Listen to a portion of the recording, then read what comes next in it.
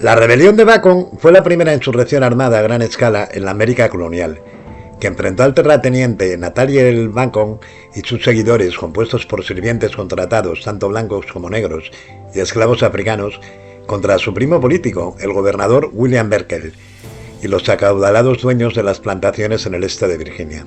El conflicto empezó por la justa redistribución de los derechos de tierra y la propuesta de Bacon de remover o erradicar a los nativos americanos que vivían en la región después de las guerras contra los indios. Bacon murió de disentería después de incendiar Jamestown, y la rebelión fue aplastada por Berkeley. Con el tiempo, la rebelión fue caracterizada como precursora de la Guerra de la Independencia de los Estados Unidos, al ser interpretada como una revuelta contra la autoridad británica para establecer la autonomía colonial. De hecho, la rebelión de Bacon no tenía nada que ver con objeciones de las colonias al dominio británico, pero sí con la avaricia y la corrupción existentes en estas. Bacon tenía razón al acusar a Berkeley de favorecer a sus amigos en acuerdos comerciales y venta de tierras, y este último en acusar al primero de traición y vigilancia clandestinas contra los nativos americanos. La revuelta se entiende mejor como un conflicto entre la élite de dueños de grandes plantaciones cercanas a la costa y aquellos que tenían pequeñas granjas tierras adentro, a los que se les unieron sirvientes sin tierra y esclavos. La rebelión es significativa por ser la primera que unió a sirvientes contratados, negros y blancos, con esclavos negros en contra del gobierno colonial, ante lo cual se establecieron políticas para asegurar que nada similar volviera a suceder. La nueva legislación llevó a la disolución de la política del sirviente contratado, un incremento en el comercio de esclavos, el fomento de la ideología de la supremacía blanca y una mayor pérdida de tierras y derechos por parte de los nativos americanos. De hecho, las consecuencias de la rebelión de Bacon pueden entenderse como el establecimiento del racismo sistemático institucionalizado en las colonias inglesas que más tarde se convertirían en los Estados Unidos de América. La rebelión empezó por el conflicto entre los terratenientes del interior y los acaudalados dueños de las plantaciones a lo largo de la costa de Virginia.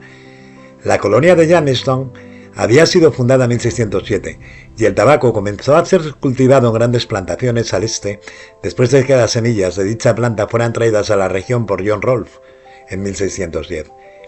Este tabaco, que en aquel tiempo era más dulce que otros en el mercado, se convirtió en el cultivo comercial de Jamestown y comenzó a plantarse en mayor medida que otras cosechas como el maíz o el arroz.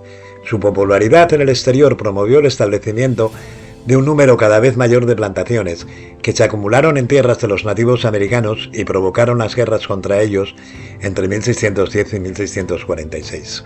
La primera guerra contra los nativos en 1610 tuvo poco que ver con el tabaco, sino que fue causada por las políticas de acaparamiento de tierras de los colonos y la negativa del gobernador de Jamestown a comprometerse a atender las preocupaciones de los nativos americanos. La tierra era comprada por menos de su valor real, porque los nativos de la Confederación no tenían el mismo concepto de derechos de propiedad que los ingleses, ya que para ellos la transacción era más un arrendamiento que una venta. Los indígenas creían que solo se les estaban dando a los ingleses el derecho de uso de la tierra, pero no la propiedad de la misma. La primera guerra terminó con la paz de Pocahontas, después de que Pocahontas, hijo de un jefe, se casara con John Rolfe. Durante este periodo de paz, más tierra fue tomada para el cultivo del tabaco y labrada por sirvientes contratados. Estos eran individuos que habían acordado trabajar durante 7 años a cambio del pasaje a Norteamérica, y al final de su servidumbre serían recompensados con su propia tierra. En 1619 llegaron a Jamestown los primeros esclavos africanos, que fueron comprados por el entonces gobernador Sir George Yetland para que labraran sus campos. Aunque estos 20 africanos habían sido tomados como esclavos por los holandeses, cuyo barco atracó en Jamestown solo por suministros y no para vender los esclavos, un número de académicos argumentan que no fueron tratados como esclavos a su llegada, sino más bien como sirvientes contratados.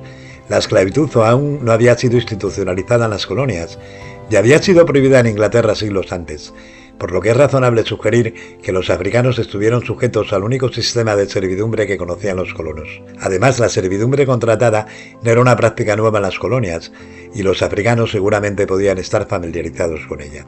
La Segunda Guerra contra los nativos estalló con la masacre india de 1622, en la que más de 300 colonos fueron asesinados por el jefe o Pachangog. Cuando la guerra terminó con una victoria inglesa en 1626, se les arrebató más tierra a los nativos, que fue convertida en tierra de cultivo y asentamientos. Desde 1614 en adelante, aproximadamente cada 7 años, otro grupo de sirvientes contratados era liberado de sus contratos y recibía tierra, y mientras esto sucedía, seguían llegando más de Inglaterra con el mismo trato, por lo que aún se necesitaba más tierra. Después de la Tercera Guerra contra los nativos, la Confederación Nativa se disolvió, y grandes trozos de tierra fueron tomados por los colonos. Los nativos americanos fueron empujados al interior, pero como más colonos habían estado recibiendo tierra regularmente desde 1614 aproximadamente, era en esa área donde también se estaban asentando sirvientes contratados en sus parcelas prometidas. Tribus previamente asociadas con la Confederación Nativa, así como otras más, consideraban esa tierra como suya, y entonces se dedicaron a saquear asentamientos periódicamente y a matar a los colonos. Durante este periodo la esclavitud fue introducida como una opción legal de castigo en 1640, lo que hizo que los esclavos americanos fueran la clase más baja y por lo tanto elevó el estatus de los sirvientes contratados y otros ciudadanos sin tierra, tanto blancos como negros. Las mejores tierras eran aquellas ya reclamadas por los aristócratas a lo largo de la costa este de la región de Virginia. Estas se habían expandido durante la paz con los nativos, otras habían sido establecidas después de la Segunda Guerra, y aún otras se desarrollaron a través de la venta de parcelas para sus dueños a miembros de la misma clase recién llegados. Uno de estos nuevos inmigrantes era William Berkeley. Había sido un cortesano en el palacio de Carlos I de Inglaterra, nombrado caballero por su servicio a la corona y por lo tanto estaba bien conectado. Fue nombrado gobernador de las prósperas colonias de Virginia en 1641 y estableció su propia plantación cerca de Jamestown. Berkeley lideró el ataque contra los nativos que puso fin a la Tercera Guerra, en 1646, y estipuló los términos del tratado que, de manera oficial o no, incluía un monopolio sobre el cuero y las pieles para sí mismo y sus amigos. Cuando Carlos I fue depuesto y ejecutado en 1649, Berkeley ofreció pasaje seguro a sus amigos realistas, por lo cual fue censurado por el nuevo gobierno y renunció a su puesto de gobernador en 1652. Pero se le permitió conservar sus tierras y continuó sus relaciones comerciales con los nativos. Nathaniel Bacon era el hijo de terratenientes acaudalados en Inglaterra. También estaba bien conectado y emparentado con Berkeley a través del matrimonio. Había pasado su juventud estudiando en Cambridge y viajando por Europa a expensas de sus padres. Pero en 1665 fue acusado de estafar a un conocido por una herencia, por lo cual debía esperar serias repercusiones. En lugar de permitir que su hijo se enfrentara a las consecuencias de sus actos, el padre de Bacon lo envió a Virginia junto a una suma considerable de dinero. Bacon compró tierras a pocas millas de Jamestown, en la misma región de clase alta en la que Berkeley y otros lo habían hecho.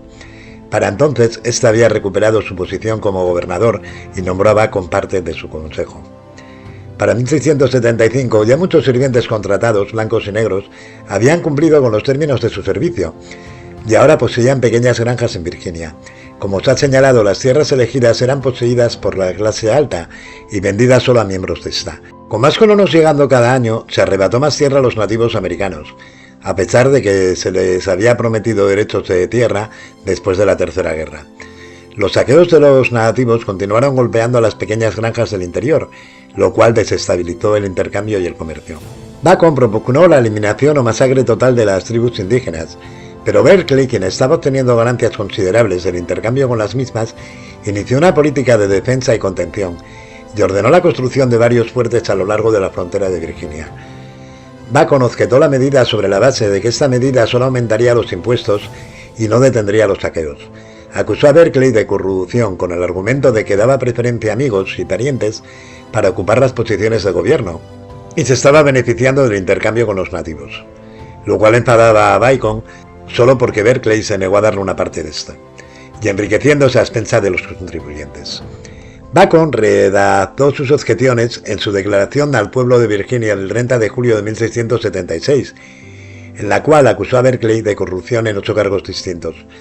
Bacon presentó cada cargo de manera completa, pero nunca mencionó cómo él mismo se había beneficiado de las políticas de Berkeley.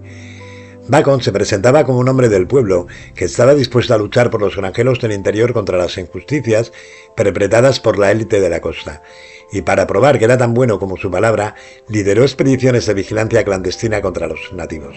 Para este momento, los seguidores de Bacon se contaban entre 300 y 500 hombres armados, que habían sido seducidos por las promesas que no tenía forma de mantener.